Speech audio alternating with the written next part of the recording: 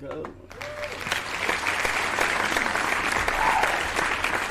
What's up, everybody? What's up, peoples? It's your boy MM2K back with another one. I told y'all, even though we're kind of running a little bit late, just a tad bit late, but I told y'all that I had a special guest lined up for today. My homeboy Nethilez. What's going on, people? What's going on, Nethilez? How you doing, man? It's been good. It's that E3 time of the year, all excitement going around. But then, we had our Broadband Bully meetup, and we talked about that EA E3. And Jeez Louise, man. I mean, does it get any better than that, Nethilez? You talk about quality product. That was pure 100% quality poop. That was pure manure. What's up, Graphic God? Hey, we got our man J Dubs, Graphic God, in the chat. What's going on, man? Appreciate you as always. Shit, shout out to J Dubs. Mm-hmm. Yeah, me and him are working on a secret project, but we'll talk about that some other time. But with that EA shit, I gotta say, like I said on the podcast, that is the epitome of doing something for the culture, if you know what I mean. And out there just say we're not doing microtransactions, we're not doing loot boxes, and please like us. Don't vote for us to be the worst company again. Yeah, that was it. It had to be like a rub on the back, more than it was a prep rally. And I don't want to spend too much time talking about EA because there's of course bigger fish to fry. But I am just no. Now that I think about it, let's keep it 100. EA's performance is, in a roundabout way, connected to expectations from Microsoft. Because what they did was so lackluster, and they just basically passed the baton to Microsoft and said, hey, you show Anthem in a good light. You show these games in a good light. It is relevant, right? Mm-hmm. Because we know that EA is probably going to be Microsoft's go-to partner right now. Like, those two are just working a little too closely, if you ask me. And I don't know if Microsoft told him, like, you better go fuck up that show so we can have a better show and comparison, because we're going right after your ass. Yeah. I don't know why, but hey, shit happens. Yeah, I mean, it's a sad thing. However, we are on the heels of Microsoft during their showcase. It's one of the biggest showcases. Like, I can't think of a bigger run up to a showcase in a very long time. Like, because expectations are high, and that's why Nethilez is here. We're going to talk about how we even got here. Like with the story of the tale of 2017 and how that's affected things like even your boy becoming a free agent. Like, how did I get here? How did I say, you know what, I'm not claiming any console, and then we're going to talk about what we would like to see. But road to E3. So just to get your thoughts, Nethilez, a little bit, we hear this a lot. Wait till E3. Wait till E3. Mm-hmm. You know what I mean? It's going to, years past it was wait till Comic-Con. Wait till Con Air, wait till everything, Tokyo Game Show. Tokyo Game Show of all places. You know what I'm saying? I mean, people were running out of damage control zones, if you want to call it that. Now we're here. We're at the finish line.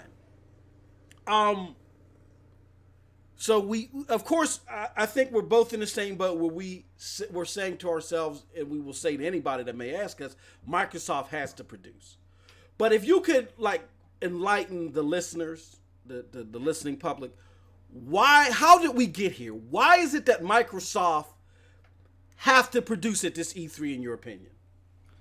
Well, I think it all comes down to what we buy video game consoles for, and that is the games. You could say you buy video game consoles, you're going to enjoy playing multi-platform. Absolutely. You're probably going to spend most of your time on multi-platform games. I'm not going to deny that. But as what's been pointed out by so many people, that a console will never gain an identity if you rely solely on multi-platform games. Mm-hmm. It's exclusives that gave that console its identity. What you remember why I bought this fucking console for. And I'm going to give you an example. So 2017, we're going to skip the beginning for now and just skip to the end when I got my Scorpio.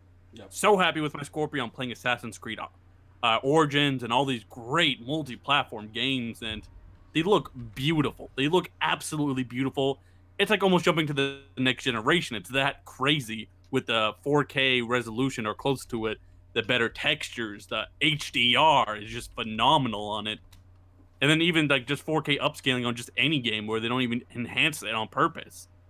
But after I got through the multiplayer craze, you know, we got to 2018 early on, and we know the big guy arrived, the one who dethroned our favorite exclusive we like to go to for sales. And God of War came over, Scream Boy, and he chopped off the head of the Master Chief, which I have a thumbnail of, and he sold 5 million copies in just one goddamn month, where we brag about Halo selling 5 million in 3 months.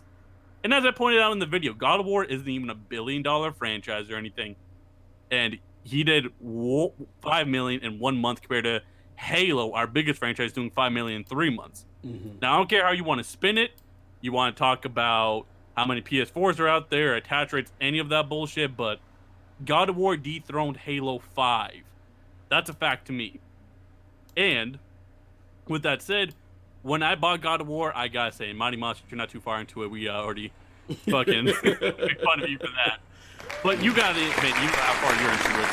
That is a console-defining game. You're like, damn, I literally bought a PS4 to play God of War, and I'm happy with it. And you rented a PS4 to play God of War, but you gotta admit, at least you were enjoying your rental. At least you're gonna say this God of War gave your PS4 some identity to it.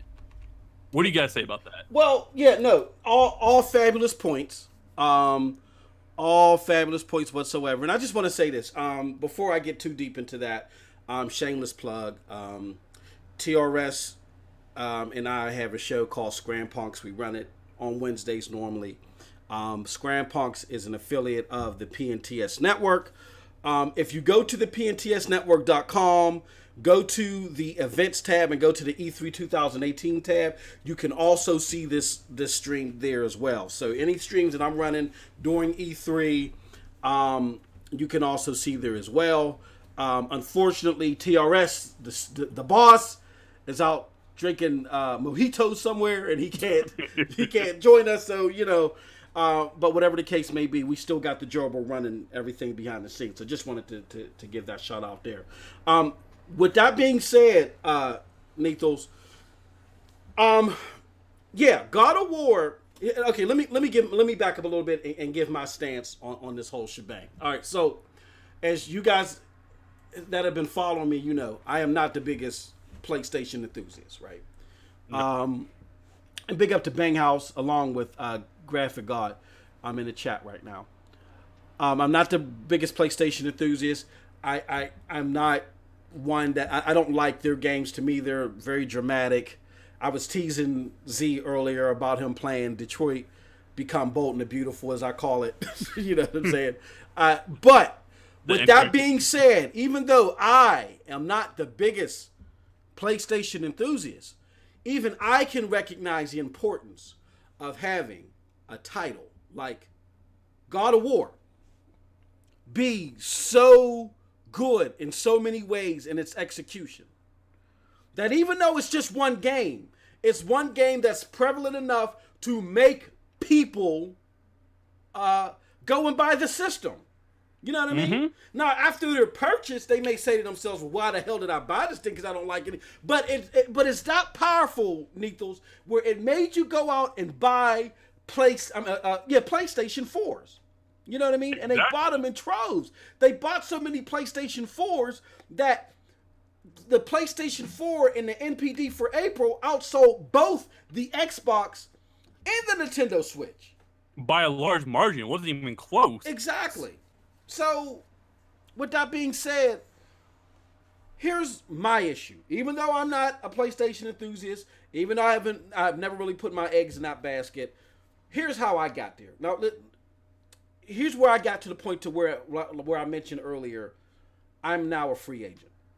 To provide a little bit of history, I came into I want to say the sixth generation. I think that was the generation with the PlayStation 2, right, Nethos? I think it was the sixth Yeah, generation. Okay. it was. So I came into the sixth generation. Really, I had took a hiatus from games. I did have a PlayStation 1, but I played mainly RPGs on it. And then because I'm an old school gamer, I've been gaming for over 30 years, and the 3D art on a lot of these games didn't appeal to me. So because they didn't appeal to me, I just stuck to the regular 2D RPGs. Then came the sixth generation with the GameCube, the Xbox, and the PlayStation 2. I really adored the GameCube, but the GameCube was limited in its ability, meaning the joystick, not only was the joystick limited because it didn't have the push button analogs, which was a big deal, honestly. To me, that's what killed the system. But graphically, it fell behind its competitor. So the GameCube died a little bit earlier than I would have liked. But then I automatically put my focus on the PlayStation 2 and the Xbox, and I looked at what was coming from the Xbox. Your Jade Empires, your Knights of the Old Republics 1 and 2, your Armed and Dangerouses, even your Brute Forces, which was a shit game, right? But the concept of being able to play separate screen co-op back in 2000, that was insane. You know what I'm saying? So those were innovative, genre-defining games and titles that were pushing the envelope. Then we can even talk about the broadband. Now, I know people want to argue back and forth and say whether the broadband was created by Microsoft. It don't matter. Microsoft really pushed that innovation forward, right? Requiring you to have broadband to play online. So there were a lot of things coming out of the Xbox, the original Xbox, and then they only took that innovation and pushed it even further with the 360, with the GUI, the graphic user interface, and the apps, and all that other stuff. And its competitor, the PlayStation 3, I really think did not take its competitor seriously. And you had to install the PlayStation 3 games before you could even play them. The plug and play factor was horrible. The multiplats performed worse. All that stuff. Yeah. And then you had the games like the Mass Effects and the BioShocks that, even though they were only timed exclusives, they were games that Microsoft ushered. Ken Levine tells you that if it wasn't for Microsoft, you wouldn't have a BioShock. He reminisces in earlier interviews about how he talked to Bill Gates when they first released BioShock. So it was that genre-defining stuff that, brought me to the system and cemented me on the system. Fast forward to this generation. And even though there were good games like Rise was a good early launch. Yeah. Quantum Break is a good game. You know what I'm saying? Sunset Overdrive is a good game. These games and these experiences are not on the same caliber of how they brought it last gen. And you can argue at the beginning, Nethilez, that maybe Microsoft was getting off to a slow start. But then when you look at 2017, and then you look at 2018, if someone who even despises Sony titles like how I do, and see that in 2018, they're dropping God of War, and we're dropping Sea of Thieves, and State of Decay, and Detroit 2 Human, it's like, what the hell is going on here? You know what I mean? And am I too far off base? What are your thoughts on that? Hey, man, talking about the whole Sea of Thieves and God of War thing, as you know, I was one of those people defending Sea of Thieves. Like, Sea of Thieves is great. It's different. And yes, I'm doing air quotes. I've recently, got really far into God of War. Apparently, I'm basically at the end, so I guess I'll finish it probably later tonight. Mm-hmm. But with God of War, I got to the part where you fight that dragon. Yes, Monty will fight a dragon eventually. I'm not going to spoil how you do it, but you will. Mm-hmm. And I got to say, that fight, like, it was fucking incredible. When I fucking go up against this dragon and I kill this son of a bitch, I remember tweeting out, I just beat a dragon on Twitter. Mm-hmm. And one of the first responses is Morgan Days. Yeah. Morgan always doing that good work. Oh, yeah, Or exactly. Morgana, my apologies. Morgana. And he told me, so you see why we were making fun of you for chasing chickens? I'm like, yeah.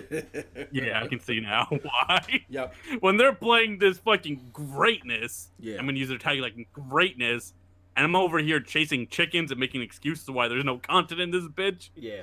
You gotta just eventually say, like, I have the world's most powerful console, but I do not have the software to make myself feel I was worth spending this $500. That even though these multi-platform games look better, just how much better do they need to look for me to justify this? Because we can go to the whole PC gaming argument. I don't want to dive into there, but that's up to you if you think your multi-platform looks so much better, it was worth that purchase. But at the end of the day, when I bought this $200 PS4 Slim, I'm playing it. I'm like, before I got out, where I was like, I just spent $200 to buy this bitch. But now that I have it and I basically beat God of War, I gotta say, every fucking penny was worth it. God of War on my PS4 Slim, mind you, looks better than all my exclusives on my Xbox One X and a near 4K or whatever that you have it over there. And this is on the base model. That's the scary part. Not even a Pro. I mean, here's my dilemma, Nethilez, and you tell me if I'm over-exaggerating. Phil Spencer, and again, I think this goes deeper to Phil, and we're going to get into all that. Phil Spencer's a nice guy. He's a very nice guy. Like I said to Z in a couple podcasts ago, he reminds you of the dude that if he walks his dog around the neighborhood and the dog takes shit in your yard, he's the guy with the bag that's going to pick the shit up, okay? He seems like a real nice guy, and you don't want to think off bat that Phil is going to lie to you. That he may be a little misguided in some of his approaches, but you don't want to think that he's going to lie to you. However, when you tote around the comment, the most powerful system, that equates to, and Phil's not a dumb guy, so when he uses terms like that, he has to understand, he knows the impact that they mean, and he has to understand that psychologically how that settles in the mind of the person receiving those words. So when you say the most powerful console out there, that means that your competitor, let alone its base model, which is the PS4 Slim, has nothing that can compete visually with your product. And when I fired up my Aaron's used PlayStation 4 Slim, and I popped in God of War. I picture L. Exactly. Time you say that shit. Motherfucker rented a PS4. When I picked up my, and like I said earlier, I did all this, and I'm really pissed off because I really did this to troll the PlayStation community, and it backfired. It blew up. It blew up in my face, man. I feel like Yosemite Sam on a Bugs Bunny skit, man. It blew the hell up in my face. When I fired up God of War, and it looks so much better, like you said, than what's on my Xbox One X, my $500 console. It's like, why do I have this console if I can get better elsewhere for almost a third of the price? Now, I get it. When it comes to if God of War was on the Xbox One X, it would look that much better. I get that. Yeah. The problem is, it's not. You know what I'm saying? It's not there. So that's a faint argument. You know what I mean? So again, I don't want to bag Phil Spencer a liar. I don't want to give him that title. I've called him a lot of things. I've called him Coffee Shop Phil, UNICEF Phil, all this other stuff. I don't want to. Yes, I don't want to coin him a liar.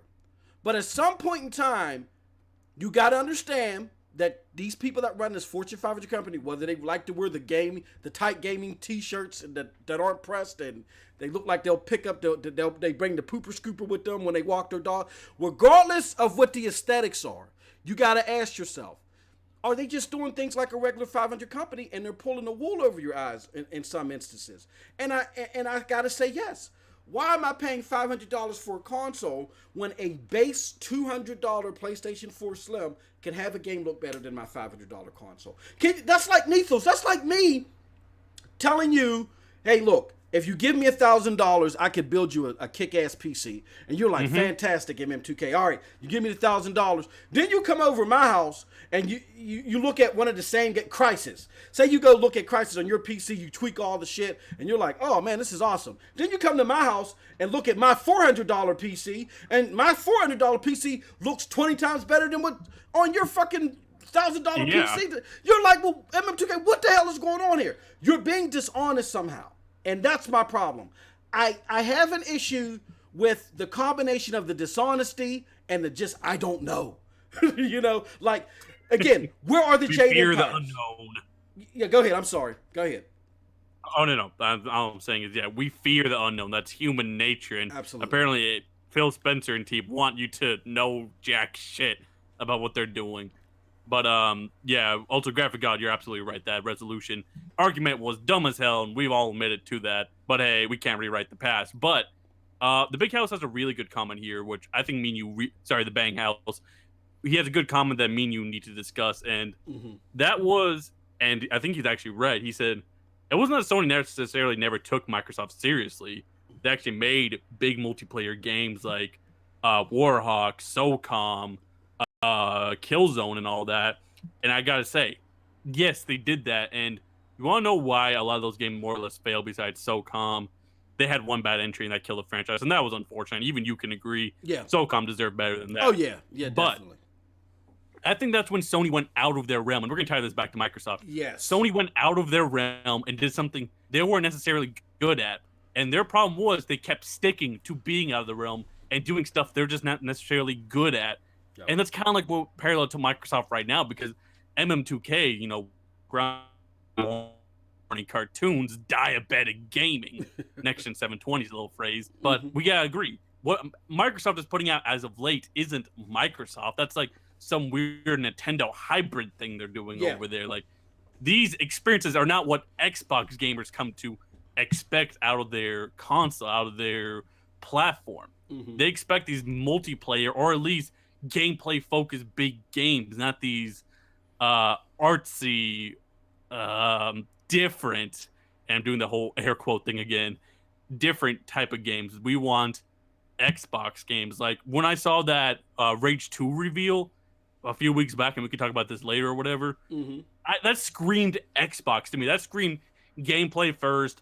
Fuck the story. Fuck all that. It's all about the gameplay, the gunplay. That game looks phenomenal. Open world, graphics that blow my eyes.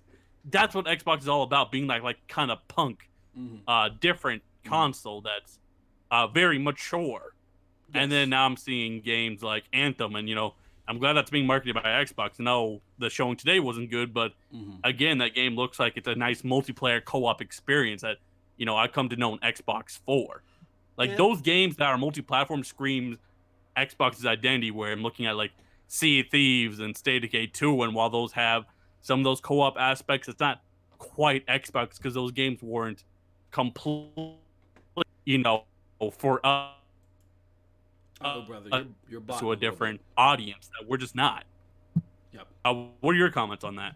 Um, my thoughts are when it comes to game, it feels like okay. Let me back up a little bit.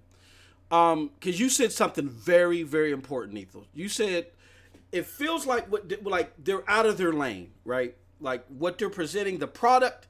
It is an industry term. It's called product placement. The way that they're advertising the product that they want us to purchase, it's real out of place from what they're normally used to. Can you hear me? Uh oh.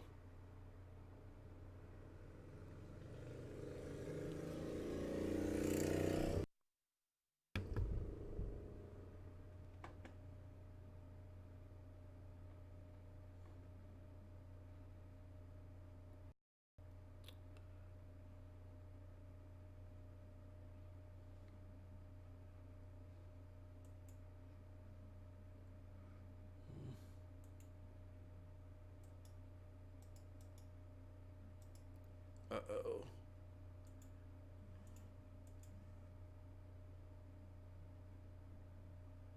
Okay.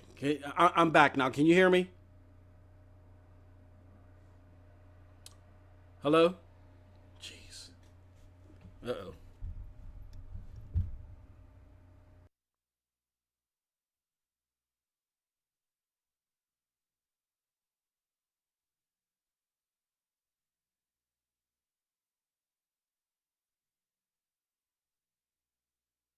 Okay, can you hear me now, Nethos? Nethos.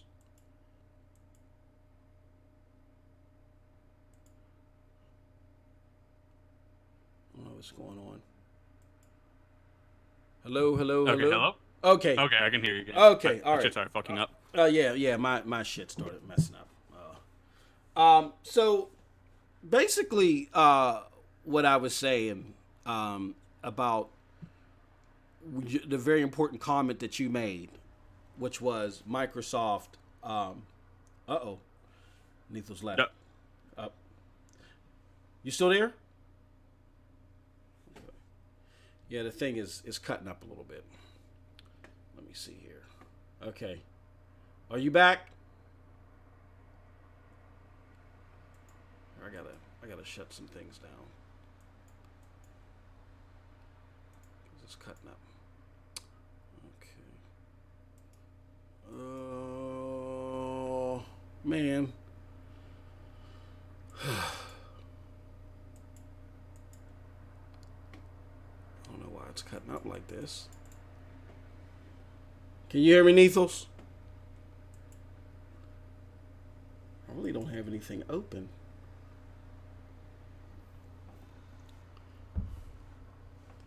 All right. So, I don't know if you can hear me, but basically, what's going on is Nethilez brought up a very excellent point. And the point that Nethilez brought up was the fact that Microsoft is spitting out product that it's not used to, that's out of its lane. And that's what Sony was doing. They were venturing and they were trying to experiment with certain things. And it wasn't working out for them. And it wasn't so much that it was a bad thing for them to experiment with it. It's just that they couldn't hit their stride because what they were good at, they didn't stay focused on.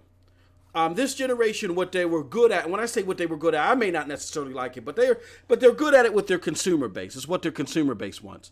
What they're good at is the third-person over-the-shoulder dramatic story games, okay? And that's what they stuck with. They have all of their internal studios working on those type of games. There is no nuance to it except maybe a slight change in skin and slight change in atmosphere over it, but it's basically the same thing. Third-person over-the-shoulder dramatic gameplay, or more interaction than anything. The only one that breaks that mold, that really focuses on gameplay more than the rest, is God of War, which is an excellent game. Microsoft's problem this generation is that they tried to focus on that which is successful for Sony and error. That was a bad thing. That's a bad thing